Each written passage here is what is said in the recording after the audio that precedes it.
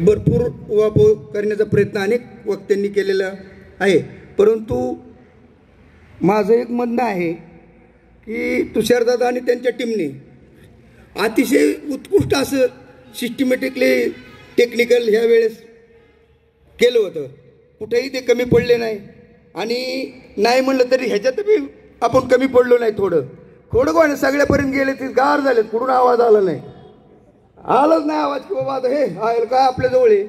पण आपल्यापेक्षा जास्त त्यांनी धुराळा केला. एका एका कुटुंबाला 30-30 हजार 50-50 हजार देण्याचा प्रयत्न झाला 2-3 दिवस साहेबांची सभा झाल्यानंतर. आप्पासाहेब 23 तारखेला अख्खा तालुका हळहळला. जवळजवळ म्हणजे लहान लहान मुलं ज्यांना कळतं ते पण रडत होती. आपल्याला बी रडा येत होतं, पण दाखवायचं नव्हतं. दाखवलं तर सगळं मग ते हिंमत हारतं. आणि आपण सर्वांनी हिंमत हारू नये आणि आपणच आपल्याला नावं ठेवायचे ना, ते ठेवू नये की ह्यांनी काय केलं त्यांनी नाही केलं असं मला नाही वाटत किंवा कुठं झालं. प्रत्येकजण आपापल्या परीने काम करत होता. खरं तर 23 तारखेला फॉर्म भरायचे सुरू झालं आणि 28 तारखेला आपलं तिकीट फायनल झालं. आप्पासाहेब तुमचा दोष नाही, तुम्ही दावेदार होता. आम्ही तर खरं तुमचं आभार मानतो. ती महागारच कशी घेतली तुम्ही, नाहीतर आम्ही होतो त्या प्रक्रियेत. या इथं या तिथं 28 तारखेपर्यंत आणि लोकांचं फोन यायचं. आपण जर म्हणलं ना तू तरी पाहिजे हा, नाही तर मग काय फायदा नाही बाबा. प्रत्येक जण बरोबर आहे ना. काय मग हिंमतच हारली होती. आता तू तरी आणायची कुठून, तिथं लय अवघड. वाघाच्या जबड्यातनं काढायचा प्रयत्न होता. तो चांगलं होतं का? जे 2-4 जण होते ना ते आम्हालाच माहिती आहे कसं असतं ते. अहो आलेलं आहे ना, वय खाली घातलं म्हणजे आता नाही बाबा तुम्हाला केलं. म्हणलं काय झालं आताच्या आता. अहो तिकडं सभा चालू झाली म्हणलं आमची मिळून चालली आहे.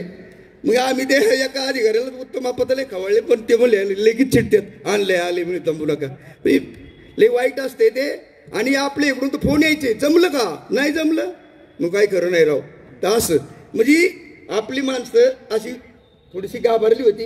आणि तुतारी मिळली की प्रत्येकाला वाटलं बरं का, खरं तुतारी मिळली की 26,000 लीड आहे. आप्पासाहेब आम्हाला वाटलं असंच आहे आता, प्रत्येकाला वाटलं तसं. कामं सर्वांनी केली, आपण सर्वांनीच कामं केली. कामात कुणीही कमी पडलेलं नाही माझं मत नाही.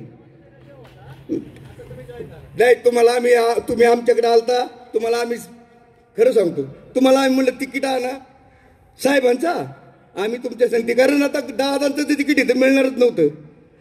पण आता काय घाबरू नका, माझं म्हणणं आहे. आपण कुठे लई लांब गेलोय, नदी तर मध्ये बुद्रुकवरनं खुर्दला, परत आपलं खुर्दला जायचं नाही. पण ते त्यांच्याकडे जास्त पिकं आलं तर ते आपल्याला देतील, उपाधी ठेवायची नाही. आणि ती हसतं ना ती तुषारदादा, हे काय घाबरायचं नाही तुम्ही तरुण मंडळीने. आणि केस करीन आमकं करीन, तोंड चांगलं आहे आपलं, आपली तोंड चांगली ठेवायची. जरा 5 वर्ष काही नाही, नाही 10 वर्ष नाही, आता आपली गप्पच आहे की काय काय झालंय आपलं की सर्व. हे बघा एखाद्या भिकाऱ्याने जरी खून केला त्याला 302 लागतं. आणि आमदार आहे त्यांनी जर खून केला त्याला काय लागेल 302. कायद्यात काय बदल आहे का? तेव्हा घाबरायचं नाही. बुद्रुक आणि खुर्द फक्त नदीमध्ये आप्पासाहेब, तेवढी नदी जरा पूल करा आणि मग व्यवस्थित आहे आपलं. काय घाबरायचे कारण नाही. आता कुणाला समजते त्यांनी समजून घ्या, तेव्हा घाबरायचं कारण नाही. पोलिस आणि आमचं तर फक्त तालुका पोलिसांनाच भेटतोय. तिथं ती संघटना मिलिटरीगत चालली आहे. काय काम सांगितलं नाही एकच, परत म्हणलं ना जाऊ का तुला सांगितलं नाही एकदा परत यायचं नाही, असंच असतं तिथं. आता इथं कसं आप्पाला लगेच आप्पाला फोन करता का गावातील, लगेच आप्पा बोला की ते लगेच सांगतो थांबा. आप्पाला जर मिस जर समजा येंगेच असला त्यांना मिस कॉल पडला, आप्पा परत आपल्याला फोन करतात, तुमचं झालं बरं का बरोबर काम, जावा तिथं त्या आमक्याला भेटा, तू पुढे आहे तिथं करतात का नाही. तिथं तसं नाही. त्याच्या मनात आलं बिचाऱ्याचं तर, आणि मग माणसं दिसते अशीच उभी राहतात. कधी आमची गाठ पडली ना ते हसत. आता आम्ही त्यांच्या वडिलाबरोबर होतो, अण्णाबरोबर म्हणून हसत समजा, पण ती दुसरी कार्यकर्ते हसत नाही. आपण म्हणून तुझं काय झालं बा, नाही काय नाही. इतकी दहशत आहे. आज आपण 23 फाट्याला पाणी नाही, 22 फाट्याला पाणी नाही. लय घाण पाणी आणणार, घाण कधी आहे ना, पण द्यायला पाहिजे ना. जळायला लागले आमची लोक. दापोडीकर आहे का नाही तर झाले ना. फार म्हणजे कर्जाळी झालं. पण आता सांगतो कुणाला? त्यांच्या कार्यकर्त्याला जर म्हणलं लावा फोन आणि पाण्याचं काय बघा, नाही ते तुम्ही लगा विरोधात जातात. अरे तू इथं काय विरोधात जातो?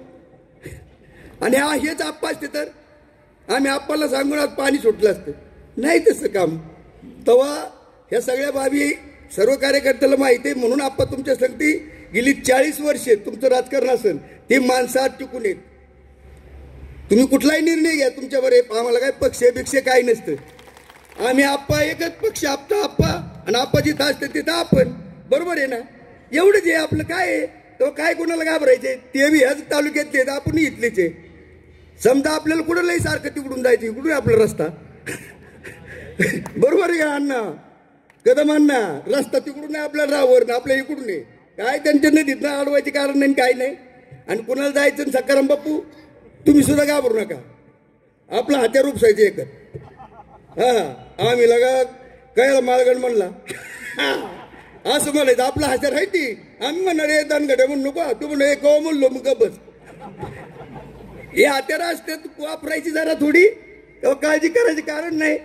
आप्पा आपला एकच पक्ष, जिकडं आप्पा तिकडं आपलं. आणि आपल्याला मला एवढं सांगायचंय तरुणांनो, तुम्ही पण कमी पडायचं नाही. चांगलं काम केलं, मी तुम्हाला धन्यवाद देतो. आणि सर्वच कार्यकर्त्याला चांगलं काम केल्याबद्दल धन्यवाद देतो. आभार मिळावा मी आभार मानतो आणि माझे 2 शब्द संपवतो. जय हिंद, जय महाराष्ट्र.